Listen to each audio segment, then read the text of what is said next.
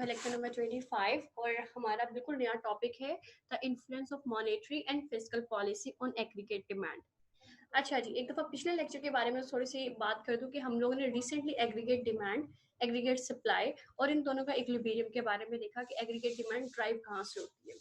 उसके लिए हम लोगों ने ये देखा कि तमाम डिमांड के जो लेवल्स हैं हमारी इकोनॉमी में, अगर इंडिविजुअल डिमांड कर्व्स को इकट्ठा कर लिया जाए, एक प्लेटफॉर्म के ऊपर लेके आया जाए, तो that forms the aggregate demand. अब एग्रीगेट डिमांड को ट्रीट करने के लिए हम लोगों ने उसकी शिफ्ट्स, उसमें होने वाले कॉजेज के कौन से कॉजेज होते हैं जो उसको शिफ्ट करते हैं, उन चीज़ों के बारे में लर्न किया। आज एक्चुअली हमारा कंप्लीट फोकस ना एग्रीगेट सप्लाई ना उनके इक्विलिब्रियम, आज हमारा कंप्लीट फोकस एग्रीगेट डिमांड के ऊपर होगा और उसके ऊपर इन्फ्लुएंस देखा जाएगा हमारे स्टेट में जो टू पॉलिसीज होती हैं, मॉनेटरी एंड फिस्कल पॉलिसी। एक दफा से दोबारा से रिपीट करो इस कंसेप्ट को कि हमारी जो स्टेट, हमारे कंट्री को रेगुलेट करने के लिए दो तरह की पॉलिसीज अपनाई जाती है। एक होती है मॉनेटरी पॉलिसी, एक होती है फिस्कल पॉलिसी। फिस्कल पॉलिसी में क्या है कि उसको आपकी जो गवर्नमेंट है वो ट्रीट करती है, ठीक है, वो उसको डील करती है, जबकि आपकी मॉनेटरी पॉलिसी को आपका सेंट्रल बैंक ट्रीट करता है। तो ये आगे फर्दर इन पॉलिसीज के बारे में मैं बताऊंगी। तो जो कंटेंट है हमारा कुछ इस तरीके से कि सबसे पहले हम लोगों ने एग्रीगेट डिमांड के ऊपर मॉनेटरी पॉलिसी का इन्फ्लुएंस चेक करना है, फिर उसके बाद हम लोगों ने एग्रीगेट डिमांड के ऊपर फिस्कल पॉलिसी का चेक करना है इन्फ्लुएंस, और उसके बाद आखिर में हमने ये देखना है कि इनमें से कौन सी पॉलिसी या ये दोनों policy can be use to stabilize an economy. जाहिर सी बात है यही दो पॉलिसीज हैं जो कि हमारी इकोनॉमी को रन करने के लिए इस्तेमाल की जाती है। अगेन से रिपीट करूं कि इकोनॉमी को रन करने के लिए दो तरह की पॉलिसीज रखी जाती है, मतलब mainly highly monetary and fiscal policy. Monetary policy को आपका सेंट्रल बैंक देखता है, जबकि फिस्कल पॉलिसी को आपकी गवर्नमेंट, आपकी स्टेट देखती है। जी फर्स्ट कंटेंट की तरफ चलते हैं हम। How monetary policy influence the aggregate demand. Okay, aggregate demand के ऊपर सबसे पहले हमने मॉनेटरी पॉलिसी का असर देखना है कि किस तरीके से करती है, लेकिन उससे पहले हम लोग पहले किन चीज़ों के बारे में डिस्कस कर चुके हैं, वो थे लॉन्ग रन इफेक्ट्स। ठीक है, फिजिकल पॉलिसी और interest rate, investment in economic growth. फिर हमने ये देखा कि long run effects of monetary on the price level and influence inflation rate, कि long run effects monetary policy के प्राइस लेवल और इन्फ्लेशन रेट पे किस किस्म के होते हैं। आज जो हम लोगों ने बात करनी है, बेसिकली हमने शॉर्ट रन इफेक्ट्स की बात करनी है। पिछले लेक्चर में भी मैंने कहा था कि आप लोग के शॉर्ट रन ट्रेंड्स जो है मिलके एक लॉन्ग रन ट्रेंड बनाते हैं। तो बेसिकली असल फोकस पॉइंट क्या है हमारे शॉर्ट रन इफेक्ट्स को देखने का, कि short run effects policy, monetary policy और फिस्कल पॉलिसी के शॉर्ट रन इफेक्ट्स किस किस्म के होते हैं जो कि एग्रीगेट डिमांड को ड्राइव करते हैं। ओके, ठीक हो गया जी, आगे करती हूँ। Many factors influence the aggregate beside the monetary policy and fiscal policy. सबसे पहले तो ये देखिए कि मॉनेटरी और फिजिकल पॉलिसी के अलावा भी कुछ ऐसे फैक्टर्स हैं जो कि आपके एग्रीगेट डिमांड पर असरअंदाज होते हैं। वो कौन कौन से फैक्टर्स हैं, पहले उनके बारे में देख लेते हैं कि in particular desired spending by household and business firms determine the overall demand for goods and services. हाँ जी, हाउस होल्ड और बिजनेस फर्म्स जो चीज़ पर्टिकुलर चीज़ के लिए डिमांड करती है, बेसिकली वो डिसाइड करती है कि ओवरऑल एग्रीगेट डिमांड क्या होगी। बाकी देखा जाता है कि when desired spending changes, aggregate demand shifts causing the short run fluctuation in the output and employment। जब एग्रीगेट डिमांड में शिफ्ट आते हैं, ऑब्वियस थिंग है कि उनकी प्रेफरेंस लेवल हो सकता है चेंज हो गए, हो सकता है फैशन चेंज हो गया या प्राइस का इन्फ्लुएंस हो। उसकी वजह से आने वाला एग्रीगेट डिमांड कर्व में जो शिफ्ट्स है वो क्या करते हैं, वो फ्लक्चुएशंस की वजह से हमारी आउटपुट में चेंज आता है और हमारे एम्प्लॉयमेंट लेवल में भी चेंज ऑब्जर्व किया जाता है। उसके बाद हम आगे देखते हैं जी कि मॉनेटरी एंड फिजिकल पॉलिसी। अब जब ये चीजें चेंज आते हैं, ठीक है, ये शिफ्ट्स आती है, शॉर्ट टर्म फ्लक्चुएशंस होती हैं, आउटपुट का लेवल फ्लक्चुएट करता है, आपकी इकोनॉमी में मौजूद एम्प्लॉयमेंट का लेवल फ्लक्चुएट करते हैं, यानी कि हो सकता है एम्प्लॉयमेंट से आप अनएम्प्लॉयमेंट की तरफ चले जाओ। तो इन सारी चीजों को ट्रीट करने के लिए monetary and fiscal policy are sometimes used to offset those shifts and stabilize the economy. इनके एग्रीगेट डिमांड कर्व में शिफ्ट्स आने की वजह से जो फ्लक्चुएशंस अकर होती हैं उनको ट्रीट करती है आपके मॉनेटरी एंड फिजिकल पॉलिसी। ठीक है जी, आगे बात करते हैं the aggregate demand curve slopes downward for 3 reason. Actually ये पुरानी बात है, उसको एक दफा दोबारा से रिपीट किया जा रहा है कि 3 वाहिद रीजंस होती हैं जिसकी वजह से एग्रीगेट डिमांड कर्व जो आपका होता है वो डाउनवर्ड होता है।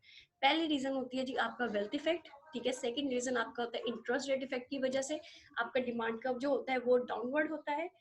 थर्डली आपके एक्सचेंज रेट इफेक्ट की वजह से आपका डिमांड कर्व डाउनवर्ड होता है। ठीक है जी, लेकिन अब क्योंकि सॉरी, हम ओवरऑल इकोनॉमी को अगर देखना हो तो हम यूएस की मिसाल देते हैं, और आप लोगों को जो चीज बताई जा रही है वो उसी की एग्जांपल से बताई, क्योंकि वहां पे ये चीजें इंप्लीमेंट हो चुकी है। वो एक डेवलप्ड कंट्री है, डेवलप्ड कंट्री इन सारी चीजों से गुजर चुका है, सिर्फ इसीलिए उनकी पूरी हिस्ट्री पढ़ाई जाती है ताकि आप लोगों को कंसेप्ट के साथ मुतारिफ करवाया जा सके।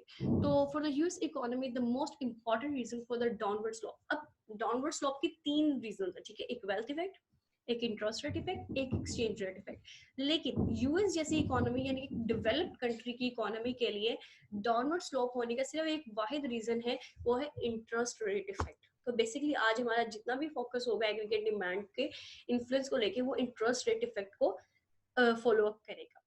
ठीक है जी, आगे चलते हैं।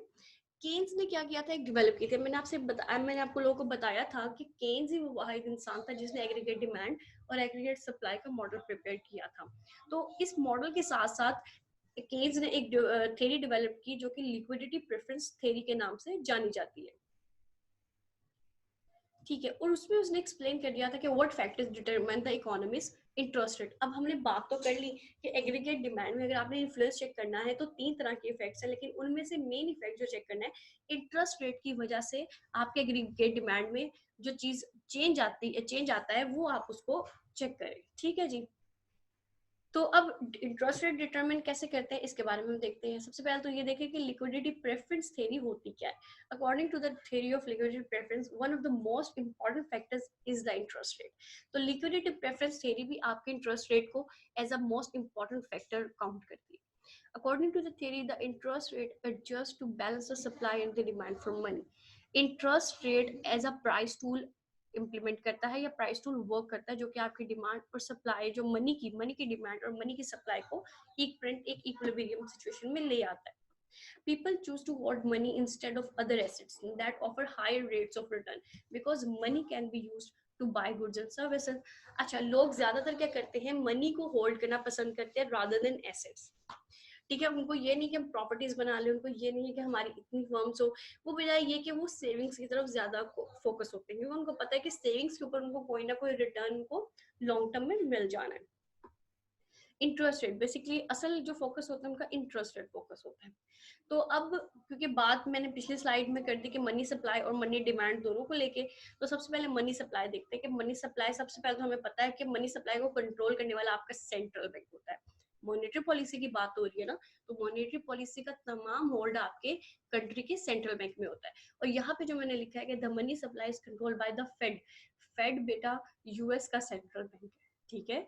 Fade is the central bank of US economy या यूएस।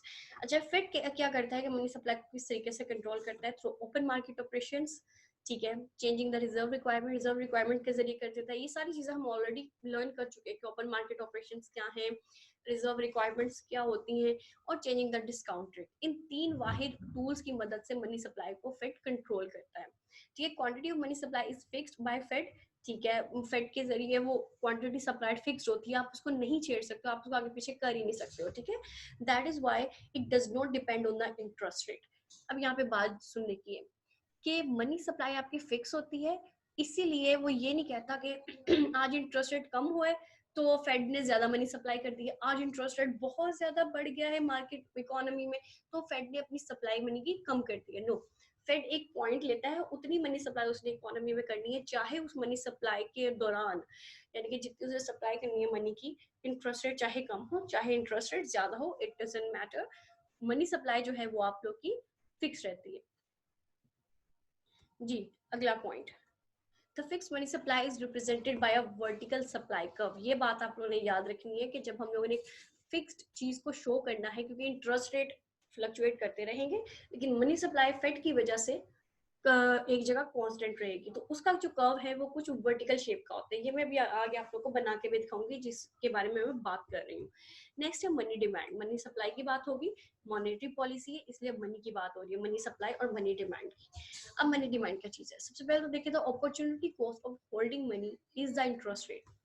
इंटरेस्ट रेट की खातर आप अपनी मनी होल्ड करते हो, अदरवाइज किसी वजह से नहीं करते हो। ठीक है, that could be earned on interest earning asset. An increase in the interest rate raise the opportunity cost of holding money. जितना on the return interest rate बढ़ाया जाएगा, उतनी मनी को होल्ड करने की अपॉर्चुनिटी कॉस्ट बढ़ेगी। यानी कि अगर आपको पता है कि भाई अगर आपने लोगों को रिटर्न जो देना है, रिटर्न पे इंटरेस्ट रेट देना है, वो ज्यादा मिलेगा लोगों को, तो लोग उतने से ज्यादा अपने बैंक्स में डिपॉजिट करवाएंगे। अच्छा, लास्ट इसकी थिंग है कि as a result the quantity of money is reduced. अब जब इंटरेस्ट रेट में रेज आता है, ठीक है, इंटरेस्ट रेट बढ़ गया है, सप्लायर्स को पता है कि इंटरेस्ट रेट बढ़ गया है, फ्यूचर में हमें ज्यादा रिटर्न मिलेगा, तो अपनी मनी ज्यादा से ज्यादा डिपॉजिट करते हैं, यानी कि मनी होल्डिंग्स बढ़ती हैं। लेकिन इस इंटरेस्ट रेट के ज्यादा होने की वजह से जो मनी को डिमांड करने वाले होते हैं उनके ऊपर बहुत ज्यादा असर पड़ता है, उनकी डिमांड कम हो जाती है, क्योंकि जो इंटरेस्ट रेट ज्यादा सप्लायर्स को मिलेगा इन द फ्यूचर ईयर, वो इंटरेस्ट रेट ज्यादा पे करना पड़ेगा उनको जो मनी को डिमांड करके लोन आउट कर रहे हैं। ठीक है जी। अगली बात, एज्यूम द इकोनॉमी, ओके ठीक है, assume the following about the economy। सबसे पहले तो इकोनॉमी की एक दफा सिचुएशन देख ले कि ये मैं आपको मनी मार्केट की सिचुएशन बताने लगी। This is called money market. Money market में दो फोर्सेस होती हैं, money demand and money supply. अब मनी मार्केट के वाई एक्सिस के ऊपर इंटरेस्ट रेट को रिप्रेजेंट करता है, जबकि एक्स एक्सिस आपकी मनी की क्वांटिटी, जितनी इकोनॉमी में आपकी मनी की क्वांटिटी है उसको रिप्रेजेंट करता है।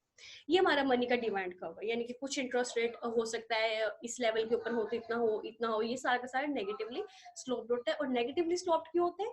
Just due to interest rate. तो आपसे अगर कोई पूछे कि मनी मार्केट का जो डिमांड कर्व है this is downward and because of what, यानी कि तीन वजूहात होती है ना, wealth, interest rate, exchange rate. लेकिन मनी मार्केट का वाहिद डिमांड कर्व है जो कि सिर्फ और सिर्फ इंटरेस्ट रेट की वजह से डाउनवर्ड होता है। जबकि ये इसको बता सकते हैं कि प्राइस लेवल कहीं भी स्टक कर सकता है, वो भी मैं आपको बताती हूँ कि कहाँ कहाँ पे प्राइस लेवल होता है। For any given price the interest rate adjust to balance the supply and the demand from money. ये देखिए, अब ये मैंने बना दिया अपना supply curve, the level of output respond to aggregate demand for goods and services. Supply curve को मैंने वर्टिकल क्यों बनाया? आपका जो फेड है, यानी कि आपकी कंट्री का जो है सेंट्रल बैंक है, उसने मनी की जो सप्लाई है उसको कंट्रोल किया हुआ है। यहाँ से लेके यहाँ तक वो बस सिर्फ सप्लाई देगा। मैं एक दफा इसको बता भी दूं, यहाँ से लेके इस पॉइंट से लेके इस पॉइंट तक सप्लाई होगी, इससे आगे नहीं जाएगा, इससे आगे नो जोन एरिया। ठीक है जी। अब इंटरेस्ट रेट चाहे इतना हो वो फिर भी इतनी ही सप्लाई करेगा, चाहे इंटरेस्ट रेट बढ़ जाए वो फिर भी इतनी सप्लाई करेगा, चाहे इंटरेस्ट रेट बढ़ने के बाद एकदम से नीचे दोबारा आ जाए तब भी मनी की सप्लाई यहीं की यहीं स्टक रहेगी। तो बेसिकली ये वर्टिकल मनी सप्लाई का है और ये डाउनवर्ड मनी डिमांड का कर्व बनाया गया। ठीक है जी।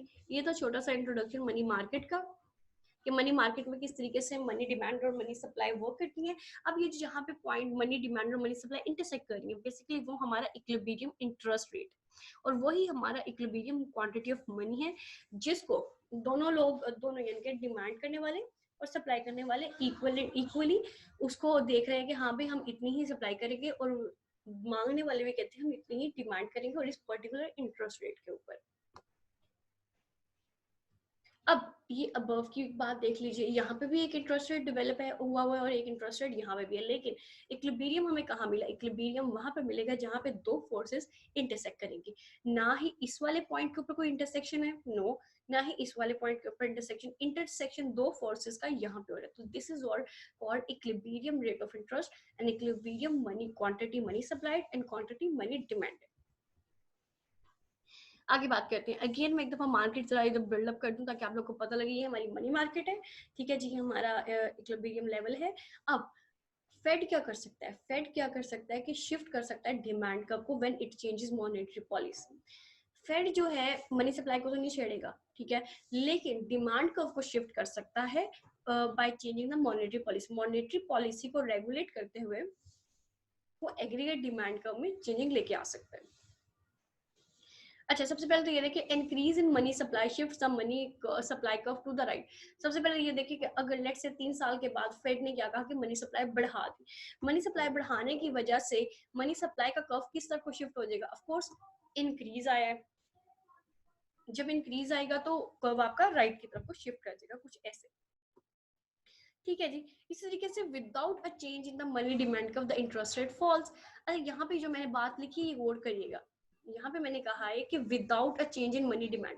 क्या मनी डिमांड के कर्व को कुछ भी चेंज किया है? नो, उसके बावजूद आपका इंटरेस्ट रेट कम हो गया। कैसे? ये देखिए, मनी डिमांड वहीं की वहीं खड़ी है, सिर्फ और सिर्फ मनी की सप्लाई बढ़ाई है, यानी कि सप्लाई एमएस से MS1 पे गई है, तो उस सप्लाई के बढ़ने की वजह से क्या हुआ, आपका इंटरेस्ट रेट यहाँ से यहाँ पर ऑटोमेटिकली मूव कर गया, यानी कि पहले इक्विलिब्रियम यहाँ पे था, लेकिन सिर्फ और सिर्फ मनी सप्लाई करने की वजह से उसने कहीं पे वो आपके जो ऑलरेडी प्रेजेंट मनी डिमांड का कर्व था उसको इंटरसेक्ट किया, और इंटरसेक्ट करने की वजह से पता लगा कि ये इंटरेस्ट रेट पहले से कम हमें हासिल हुआ है। यानी कि एक दफा दोबारा से मैं बताऊं, एक इंटरेस्ट रेट आपको इक्विलिब्रियम यहाँ पे मिल रहा था, ठीक है, इक्विलिब्रियम यहाँ पे था, जैसे ही आपकी फेड ने मनी सप्लाई बढ़ाई, इसने इंटरसेक्ट डिमांड कर्व को, जो ऑलरेडी एग्जिस्टिंग डिमांड कर्व था, उसको एक जगह और जाके इंटरसेक्ट कर दिया। उस इंटरसेक्ट पॉइंट पे जब हम लोगों ने डॉटेड लाइन लगाई, हमें पता लगा कि पहले इंटरेस्ट रेट के मुकाबले में जो अब का मिलने वाला नया इंटरेस्ट है, equilibrium interest rate, it is quite low, वो यहाँ पर शिफ्ट हो चुका है। आगे बात करती हूँ इसके में, ठीक है जी। इसके बाद following interest rate increase the quantity of goods and demanded service. अब जाहिर सी बात है, पहले ये देखें यहाँ तक इस वाले लेवल तक डिमांड हो रही थी, अब एक और लेवल इंक्रीज हो गया डिमांड के अंदर। When the Fed contracts the money supply, अब लेट्स से कि फेड ने मनी सप्लाई को कॉन्ट्रैक्ट कर दिया, कॉन्ट्रैक्ट्स का मतलब होता है किसी चीज में कमी लेके आना, तो इसकी वजह से क्या होगा, आपका मनी सप्लाई पीछे की तरफ शिफ्ट कर जाएगा, ठीक है। कॉन्ट्रैक्ट्स का मतलब होता है किसी चीज में डिक्रीज लेके आना, डिक्रीज लाने की वजह से आपका मनी सप्लाई का पीछे की तरफ शिफ्ट कर गया। अब जैसे ही पीछे की तरफ शिफ्ट किया, उसने एक और नया इक्विलिब्रियम लेवल दे दिया, जहां पे उसने डिमांड कर्व को, एग्जिस्टिंग डिमांड कर्व को इंटरसेक्ट किया है, वो आप लोग का नया इंटरेस्ट रेट का लेवल है। लेकिन वहां पे देखा जाए तो मनी सप्लाई को रिड्यूस करने की वजह से इंटरेस्ट रेट हाई हो गया, इंटरेस्ट रेट रेज हो गया, रेज अप हो गया, ठीक है। ये छोटी सी मनी मार्केट और उसके इक्विलिब्रियम की कहानी। आगे बात करती हूँ, हाउ फिजिकल पॉलिसी, अब मॉनेटरी पॉलिसी का पता लग गया कि मॉनेटरी पॉलिसी इस तरीके से मनी मार्केट में असरअंदाज होती है, डिमांड कर्व को वो नहीं छेड़ती है, मनी सप्लाई को अलबत्ता कंट्रोल करती है, ठीक है, क्योंकि मॉनेटरी मार्केट है, उसने डिमांड को तो उसके हाथ में नहीं है, लेकिन उसके हाथ में मनी की सप्लाई है, मनी की सप्लाई को जहां पे उसने फिक्स कर दिया वो वहीं पे रहनी है। तो इक्विलिब्रियम से अगर हटके अबव की तरफ, आगे की तरफ शिफ्ट करती है तो इंटरेस्ट रेट कम होता है, और अगर पीछे की तरफ शिफ्ट करती है तो इंटरेस्ट रेट बढ़ जाता है। तो बेसिकली असल एक्चुअल पॉइंट क्या है, वो ये वाला पॉइंट है, ठीक है जी। यहाँ तक थी मॉनेटरी पॉलिसी की कहानी। अब बात करते हैं कि फिस्कल पॉलिसी डिमांड कर्व के ऊपर कैसे असरअंदाज होती है, ठीक हो गया।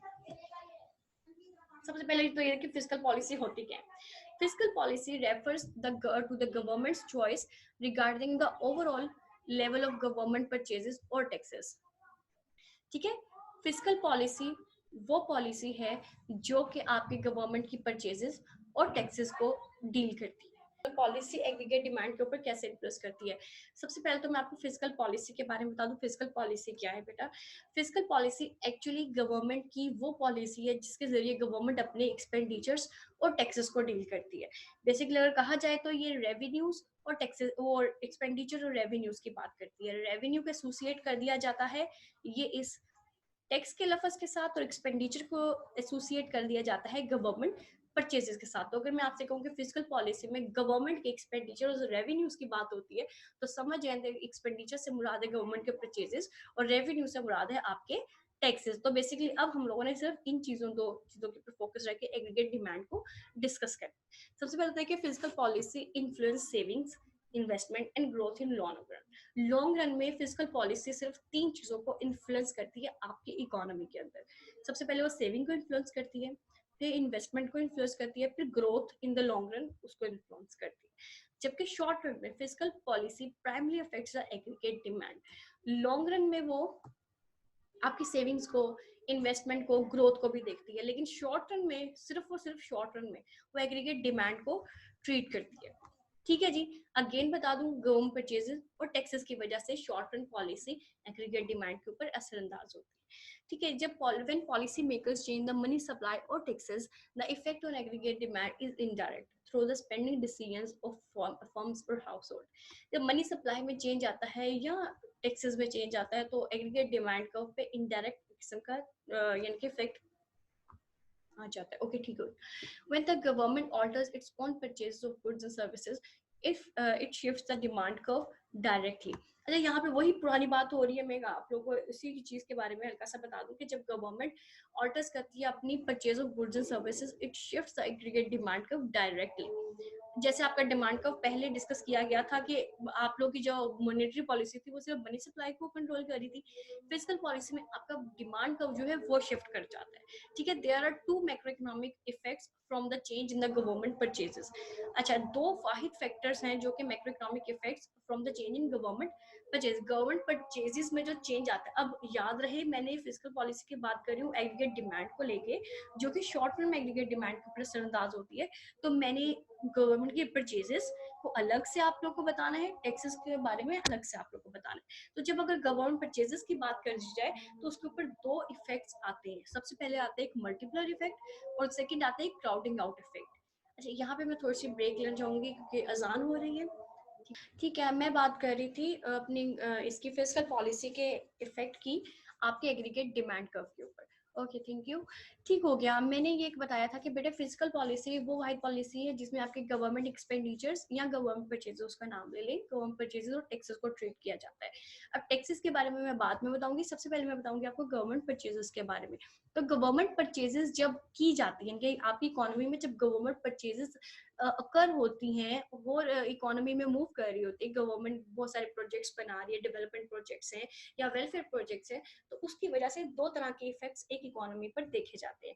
सबसे पहला इफेक्ट होता है कि एक मल्टीप्लायर इफेक्ट देखा जाता है, दूसरा इफेक्ट होता है क्राउडिंग आउट इफेक्ट। अब ये दोनों इफेक्ट्स होते क्या, सबसे पहले तो मैं बात करूंगी मल्टीप्लायर इफेक्ट के बारे में।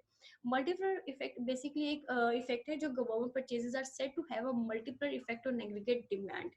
अब ये किस तरीके से वर्क करता है कि each dollar spend by the government can raise the aggregate demand for goods and services by more than a dollar. अच्छा, the multiplier effect refers to the additional shifts in aggregate demand that results when expansionary fiscal policy increase income and thereby increase consumer spending। जब government अपना खर्चा बढ़ाती है तो उसकी वजह से क्या होता है कि एक मल्टीप्लायर इफेक्ट डेवलप होता है। मल्टीप्लायर इफेक्ट से मुराद है कि गवर्नमेंट अपनी स्पेंडिंग्स को इंक्रीज कर रही है किसी ना किसी डेवलपमेंट प्रोजेक्ट्स के ऊपर। लेट्स से गवर्नमेंट ने डेवलपमेंट प्रोजेक्ट बनाया किस कोई हाईवे बनाने का। अब जब हाईवे के ऊपर गवर्नमेंट स्पेंडिंग करेगी तो उस हाईवे को बनाने वाले कोई ना कोई लेबर्स तो आपके पास आएंगे। ठीक है, उन लेबर्स की इसी के सिलसिले में एक इनकम भी इंक्रीज कर दी जाएगी। ठीक है, मतलब यानी कि उनकी इनकम बिल्डअप होगी इसी इसी प्रोजेक्ट्स के थ्रू। इट मीन्स कि मल्टीप्लायर इफेक्ट होगा गवर्नमेंट की परचेजेस की वजह से। गवर्नमेंट की परचेजेस की वजह से गवर्नमेंट का वाहिद काम है सपोज डेवलपमेंट प्रोजेक्ट्स के ऊपर लगाना। जैसे ही डेवलपमेंट प्रोजेक्ट्स के ऊपर लगाएंगे उसकी वजह से जो एम्प्लॉयमेंट अपॉर्चुनिटी है उन लोगों को मिलेगी जो कि अनएम्प्लॉयड है। तो this was the multiplier effect. इसको मैथमेटिकली इस पर्टिकुलर आइडेंटिटी के साथ कैलकुलेट किया जाता है जिसमें 1/1 माइनस एमपीसी। अच्छा, यहाँ पे एमपीसी से क्या मुराद है? MPC basically बेटे an important number in this formula is the marginal propensity to consume। ठीक है, आपकी ख्वाहिश कंज्यूम करने के। ठीक है, it is the fraction of extra income that a household holds rather than saves। ठीक है, आपने कुछ पैसा अपने मार्जिन प्रोपेसिलिटी टू कंज्यूम के बारे में बताने लगी हूँ। आपने एक्स्ट्रा इनकम रखी है, ठीक है, अपने पास। उस एक्स्ट्रा इनकम को आप सेव करने के लिए नहीं रखा, वो आपने किसी और खर्चे के लिए रख लिया अपने पास। आपके ऑलरेडी स्पेंडिंग हो रही है कि आपका सारा खर्चा निकल रहा है, कॉलेज का, यूनिवर्सिटी का, ट्रैवलिंग का, हर चीज आपकी निकल रही है। लेकिन आपने एक और थोड़ी सी इनकम अपने पास रखी है only for the purpose of spending more. ठीक है, not for the purpose of saving but for the purpose of spending more. तो अगर उसका पर्पज ये बन गया कि स्पेंडिंग मोर है तो वो आपकी मार्जिनल प्रोपेंसिटी टू कंज्यूम है कि आप मजीद उसको इतना कंज्यूम करना चाहते हो। ठीक है जी। इसके बाद सेकंड इफेक्ट की अगर मैं बात करूं तो क्राउडिंग आउट इफेक्ट है। क्राउडिंग आउट इफेक्ट में क्या है कि fiscal policy may not effect the economy as strongly as predicted by the multiplier. अच्छा, मल्टीप्लायर से ज्यादा तो ये स्ट्रांग नहीं होता, बट ये गवर्नमेंट परचेजेस में इंक्रीज कॉस्ट करता है just to raise the interest rate. Government purchases ज्यादा से ज्यादा जब बढ़ती हैं तो उसकी वजह से क्या होता है कि इंटरेस्ट रेट में इजाफा होता है, क्योंकि इंटरेस्ट रेट में इजाफा ही कॉज बनेगा गवर्नमेंट के रेवेन्यूज को जनरेट करने के लिए। Higher interest rate reduces investment spending. जितना इंटरेस्ट रेट ज्यादा होगा उतनी ही इन्वेस्टमेंट स्पेंडिंग कम हो जाएगी। अगेन बता रही हूँ कि डिमांड करने के लिए जब लोग जाते हैं मनी मार्केट के अंदर, तो अगर उनको इंटरेस्ट रेट ज्यादा पे करना पड़े इन द फ्यूचर तो वो अपनी जो इन्वेस्टमेंट है, इन्वेस्टमेंट पर्पज के लिए लोन लेते हैं ना, वो अपने लोन के पर्पज को रिड्यूस कर देते हैं भाई इसके ऊपर तो हमें रिटर्न बहुत ज्यादा पे करना पड़ेगा इन द फ्यूचर। इसके साथ साथ ये देखा जाता है क्राउडिंग आउट इफेक्ट की वजह से reduction in demand that results when a physical expansion raises the interest rate is called the crowding out effect. जब पर्टिकुलरली इंटरेस्ट रेट आपका बढ़ जाए फिजिकल एक्सपेंशन की वजह से और आपकी डिमांड रिड्यूस हो जाए, यानी कि यहाँ आपका इंटरेस्ट रेट बढ़ा है, वहाँ इन्वेस्टमेंट स्पेंडिंग की जो डिमांड है वो कम हो गई है। जब इस किस्म का इफेक्ट नजर आएगी इकोनॉमी में तो उसको कहते हैं क्राउडिंग आउट इफेक्ट। इसके अलावा the crowding out effect tends to dampen the effects of fiscal policy on aggregate demand. Aggregate demand के ऊपर इसके अच्छे असरात नहीं देखे जाते। इसके बाद बात आती है genuine taxes. When the government cuts personal income taxes, it increases the household take home money. अच्छा, टैक्सेस में गवर्नमेंट कैसे असरअंदाज होती है, फिजिकल पॉलिसी एग्रीगेट डिमांड को कैसे बढ़ाती है। एग्रीगेट डिमांड मींस गुड्स और सर्विसेज को लेके, ठीक है जी। जब आपकी पर्सनल इनकम जो होती है उसके ऊपर टैक्स कट्स लगते हैं, यानी कि पहले आप 100 रुपीज के ऊपर 20 रुपए टैक्स दे रहे थे, अब आप 100 रुपीज के ऊपर 10 रुपए सिर्फ टैक्स दोगे, टैक्स कम हो गया, ठीक है। उससे क्या होगा, लोगों की सेविंग्स बढ़ेंगी। इन अदर वर्ड्स उसको कह दिया जाता है टेक होम पे। Household saves some of this additional income. Household also spends some of it on consumer good. अच्छा, उस एडिशनल इनकम जो टैक्स कट की वजह से उनको बचती है, या तो उसको वो सेव कर लेते हैं या फिर उसको किसी और कंज्यूमर गुड के ऊपर उसको सेव कर दिया, वो स्पेंड कर दिया जाता है। Increase household spending shifts aggregate demand curve to the right. उसके बाद देखा जाता है the size of the shift aggregate demand results from a tax change is affected by the multiple and crowding of tax. अच्छा, ये जो aggregate demand curve में shifts आती हैं, it is just because of tax change and the multiple crowding out effects. Fiscal policy की वजह से आने वाली, जैसे मनी सप्लाई की बात की थी, मनी सप्लाई के अंदर जो चेंजिंग थी वो आती थी फेड की वजह से। फेड कंट्रोलिंग कैसे करता था मनी सप्लाई को, जबकि फिजिकल पॉलिसी की वजह से एग्रीगेट डिमांड कर्व में जो चेंजिंग आती है वो आती है मल्टीप्लायर इफेक्ट की वजह से और क्राउडिंग आउट इफेक्ट की वजह से। Okay, it is also determined by the house of perception about the permanency of the tax change. अक्सर क्या होता है, आपका टैक्स परमानेंट नहीं रहता। आर टैक्स आपका अगर टैक्स कट लगा है तो इन द फ्यूचर टैक्स आपका इंक्रीज कर दिया जाएगा, तो ये भी बहुत चीज असरअंदाज होती है। तो ये जो हमारा टॉपिक था आज का वो पेज नंबर 461